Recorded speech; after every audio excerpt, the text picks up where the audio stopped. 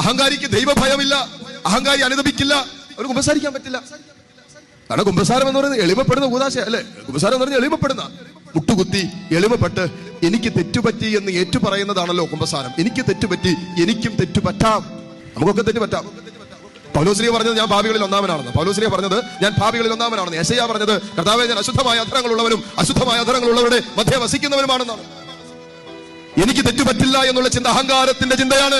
ഞാനെല്ലാം തികഞ്ഞവൻ, എനിക്ക് തെറ്റുപറ്റില്ല, അതുകൊണ്ട് എന്നെ ആരും പറഞ്ഞ് മനസ്സിലാക്കാൻ ശ്രമിക്കണ്ട, എന്നെ ആരും പഠിപ്പിക്കാൻ വരണ്ട, എനിക്കറിയാം എന്താ ചെയ്യേണ്ടതെന്ന്, എനിക്കറിയാം എങ്ങനെ പോകണമെന്ന്, എന്നെ നന്നാക്കാൻ നോക്കണ്ട. ഇതൊക്കെ അഹങ്കാരത്തിന്റെ ചിന്തയാണ്. അടികിട്ടാതിരിക്കില്ല. അവൻ അഹങ്കരിച്ച് തീരുന്നതിന് മുമ്പേ അടികിട്ടുന്ന പറഞ്ഞ. നിങ്ങൾ നോക്കിക്കോ, ഇങ്ങനെയുള്ളവർക്ക് വേണ്ടി നമ്മൾ നിരന്തരം പ്രാർത്ഥിച്ചുകൊണ്ടിരിക്കുക. എന്തിനാണെന്നറിയാവോ? ദൈവിക സംരക്ഷണം കിട്ടാൻ. അല്ലെങ്കിൽ അവർ പോകുന്ന വഴികൾ, അഹങ്കാരി പോകുന്ന വഴി അപകടത്തിന്റെ വഴിയാണ്, അവന് ചിട്ട കിട്ടാതിരിക്കില്ല. അതുകൊണ്ട് നമ്മുടെ മക്കൾക്ക്, ജീവിത പങ്കാളിക്കൊക്കെ വേണ്ടി നിരന്തരം കർത്താവിന്റെ കാരുണ്യത്തിന് വേണ്ടി പ്രാർത്ഥിക്കണം.